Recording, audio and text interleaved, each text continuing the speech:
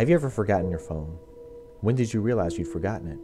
I'm guessing you didn't just smack your forehead and exclaim, "Damn." The realization probably didn't dawn on you spontaneously. More likely, you reached for your phone, pawing open your pocket or handbag, and were momentarily confused by it not being there. Then you did a mental recap of the morning's events. Shit. In my case, my phone's alarm woke me up as normal, but I realized the battery was lower than I expected. It was a new phone, and it had this annoying habit of leaving applications running that drained the battery overnight. So I put it on a charge while I showered instead of into my bag like normal. It was a momentary slip from the routine, but that's all it took. Once in the shower, my brain got back into the routine it follows every morning, and that was it. Forgotten. This wasn't just me being clumsy, as I later researched. This is a recognized brain function. Your brain doesn't just work on one level, it works on many. Like when you're walking somewhere, you think about your destination and avoiding hazards. But you don't need to think about keeping your legs moving properly.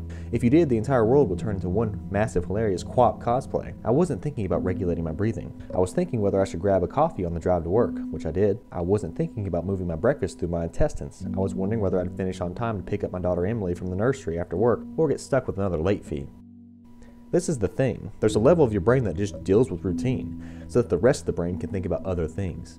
Think about it. Think about your last commute. What do you actually remember? Probably little, if anything. Most common journeys blur into one, and recalling any one in particular is scientifically proven to be difficult. Do something often enough and it becomes routine. Keep doing it and it stops being processed by the thinking bit of the brain and gets relegated to a part of the brain dedicated to dealing with the routine. Your brain keeps doing it, without you thinking about it. Soon, you think about your route to work as much as you do keeping your legs moving when you walk. Most people call it autopilot, but there's danger there. If you have a break in your routine, your ability to remember and account for the break is only as good as your ability to stop your brain going into routine mode. My ability to remember my phone being on the counter is only as reliable as my ability to stop my brain entering morning routine mode, which would dictate that my phone is actually in my bag. But I didn't stop my brain entering routine mode. I got in the shower as normal, routine started, exception forgotten, autopilot engaged. My brain was back in the routine. I showered, I shaved, the radio forecasted amazing weather. I gave Emily her breakfast and loaded her into the car. She was so adorable that morning. She complained about the bad sun in the morning blinding her, saying it stopped her having a little sleep on the way to the nursery. That was the routine. It didn't matter that my phone was on the counter, charging silently. My brain was in the routine, and in the routine my phone was in my bag. This is why I forgot my phone. Not clumsiness, not negligence, nothing more than my brain entering routine mode and overriding the exception. Autopilot engaged. I left for work. It's a swelteringly hot day already. The bad sun had been burning since before my tratoriously absent phone woke me. The steering wheel was burning hot to the touch when I sat down, and I think I heard Emily shift over behind my driver's seat to get out of the glare. But I got to work, submitted the report, attended the morning meeting. It's not until I took a quick coffee break and reached for my phone that the illusion shattered. I did a mental recap. I remembered the dying battery. I remembered putting it onto charge. I remembered leaving it there. My phone was on the counter. Autopilot disengaged.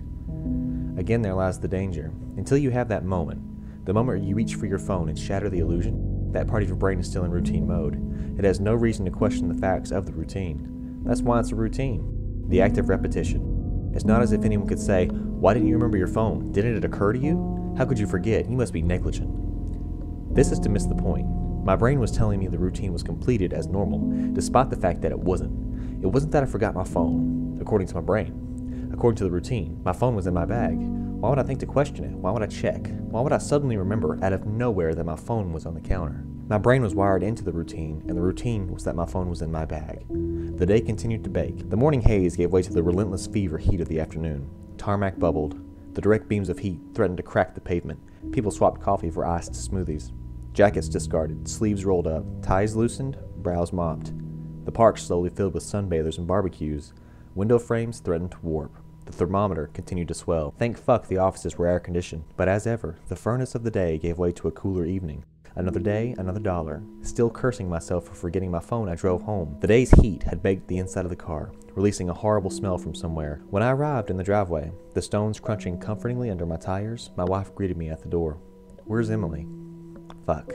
As if the phone wasn't bad enough, after everything I left Emily at the fucking nursery after all. I immediately sped back to the nursery, and I got to the door and started practicing my excuses, wondering vainly if I could charm my way out of a late fee. I saw a piece of paper stuck to the door. Due to vandalism overnight, please use side door. Today only. Overnight? What?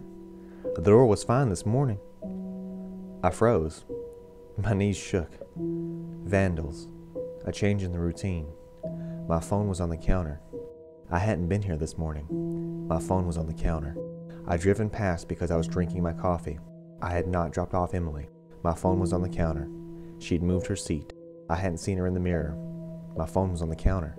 She'd fallen asleep out of the bad sun. She didn't speak when I drove past her nursery. My phone was on the counter. She'd changed the routine. My phone was on the counter. She'd changed the routine and I'd forgotten to drop her off. My phone was on the counter. 9 hours. That car. That baking sun. No air. No water. No power. No help. And a steering wheel too hot to touch. That smell. I walked to the car door. Numb. Shock. I opened the door. My phone was on the counter. And my daughter was dead. Autopilot. Disengaged.